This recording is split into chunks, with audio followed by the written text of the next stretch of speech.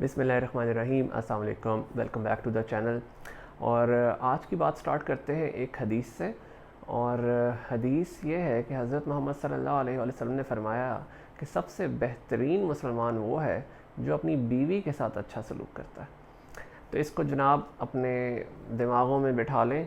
और बहुत सारे लोग इससे खुश भी होंगे और बहुत सारे लोग इस पे उनको ये भी हो सकता है कि यार ये तो फिर हम बड़े बुरे हैं फिर तो, क्योंकि बीवियों से सलूक हमारे माशरे में बस 50-50 नज़र आता है। तो अल्लाह ताला हम सबको हिदायत दे। और देखें कितनी अच्छी, कितनी प्यारी बात, कितनी सिंपल सी बात है, लेकिन हज़ूर पाक सल्लल्लाहु अलैहि वसल्लम ने ऐसा फरमाया है कि भाई सबसे बेहतरीन मुसलमान वो है जो अपनी बीवी से अच्छा सलूक करता है। ठीक है जी। और डिस्कशन पर आते हैं मेडिकल टॉपिक के ऊपर। एक बड़ा ही इम्पॉर्टेंट एक टॉपिक है जिसको कहते हैं क्लेफ्ट लिप और क्लेफ्ट पैलेट। अक्सर बच्चे जब पैदा होते हैं तो उनका यहाँ से होंठ जो है वो कटा हुआ होता है, पैदाइशी बिल्कुल पैदा होते साथ ही यहाँ से होंठ कटा हुआ होता है, और अंदर से जब देखते हैं तो तालू भी कटा हुआ होता है। तो इस पे सबसे पहले तो मैं एक मिथ ख़त्म कर दूँ, उस पर हमने एक दफ़ा पहले भी डिस्कशन की थी कि बहुत सारे लोगों का ये ख्याल ना सिर्फ पाकिस्तान में बल्कि बहुत सारे और ममालिक में भी, इंडिया में भी, पाकिस्तान में भी, और I think south east Asia में बहुत सारे मुल्कों में ये ख्याल समझा जाता है कि ये जब चांद ग्रहण लगता है, या इवन शायद सूरज ग्रहण के साथ भी इसको लिंक करते हैं कि भाई ये चांद ग्रहण की वजह से प्रेगनेंसी थी इस दौरान जब बच्चा पैदा हुआ है, तो माँ ने पता नहीं, माँ खड़ी लेट गई, सो गई, उसने खड़े रहना था सारी रात, चांद ग्रहण लगा हुआ था, उस चांद ग्रहण की वजह से बच्चे का जनाब होंठ और जो है ना अंदर से तालू ये कट गया। तो ये तो एक अजीब सा ख्याल है जिसमें से हमें निकलने की ज़रूरत है, और अल्लाह ताला हमें अक्ल और फ़हम दे। तो ऐसा कुछ नहीं होता, ठीक है जी, ये चांद ग्रहण ने हमें कुछ नहीं करना, इस तरह की कोई चीज़ नहीं होती। तो चांद ग्रहण, सूरज ग्रहण ऐसी कोई चीज़ हो तो उस टाइम मेरा ख्याल है अहादीस में भी ऐसे कि हमें 2 नफल अल्लाह ताला की रहमत की उम्मीद से पढ़ने चाहिए। ठीक है जी। तो पहली बात तो अपने जहन से ये निकाल दें। और दूसरी बात आते हैं फॉलिक एसिड के ऊपर, कि एक रिसर्च के मुताबिक फॉलिक एसिड की कमी ऐसा कर सकती है। तो अगर कोई ऐसा हमें किसी बेबी में थोड़ा बहुत क्लेफ्ट लिप या पैलेट नज़र आया है, तो नेक्स्ट प्रेगनेंसीज़ के अंदर फॉलिक एसिड की डोज़ बढ़ाने की ज़रूरत है मदर के लिए।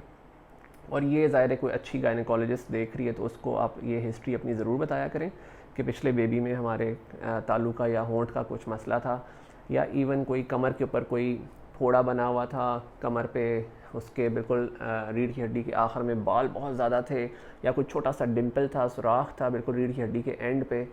तो ये चीज़ फिर अपनी नेक्स्ट प्रेगनेंसी के लिए बड़ा इंपॉर्टेंट है। उसमें फॉलिक एसिड 4 गुना बढ़ाने की ज़रूरत होती है। Normal dose 0.4 microgram folic acid ख़वातीन खाती हैं। तो जब ऐसा कुछ एक बेबी में नज़र आता है तो नेक्स्ट प्रेगनेंसी के लिए 1 month prior to pregnancy to 4 months into pregnancy, ये जो 4 महीने, इनमें क्योंकि ये न्यूरल ट्यूब सब बन चुकी होती है, दिमाग सारा बन चुका था, रीढ़ की हड्डी सारी बन चुकी होती है पहले 4 महीनों के अंदर। तो इन 4 महीनों में फॉलिक एसिड को फिर 4 गुना बढ़ाने की ज़रूरत होती है। तो ये अच्छी गायनेकोलॉजिस्ट जो होगी वो आपको ये मशवरा ज़रूर उस टाइम देंगे अगर आप उनको हिस्ट्री बताएंगे तो। ठीक है जी।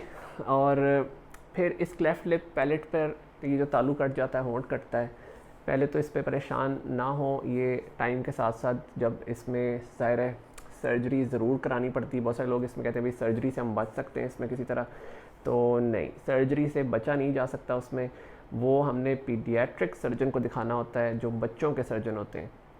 और उसमें भी मेरी आज भी एक पीडियाट्रिक सर्जन जो है डॉक्टर वसीम ज़िया साहब, उनसे बात हो रही थी, जो मेरे बड़े अच्छे भाई भी हैं, दोस्त भी हैं, लाहौर में प्रैक्टिस करते हैं। उनसे डिस्कशन हो रही थी तो वो कह रहे थे भाई इसमें जनरल सर्जन्स को अवॉइड करना चाहिए।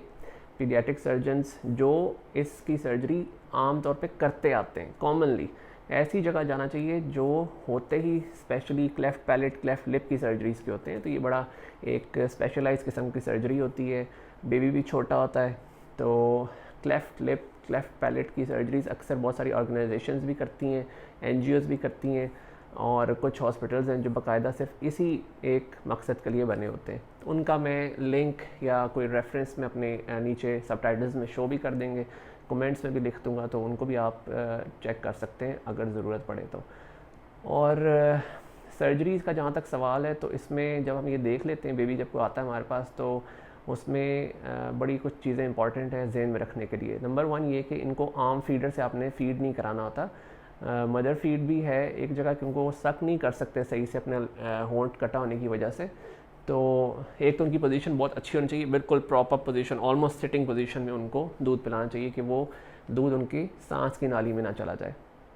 दूसरा, एक स्पेशल निपल उनके लिए फीडर्स का मिलता है, क्लेफ्ट पैलेट निपल भी कहते हैं उसको, क्लेफ्ट लिफ्ट के लिए भी कह सकते हैं, वो मिलता है। वो निपल उनके फीडर्स पे यूज़ होना चाहिए, उससे उनको दूध पिलाना चाहिए।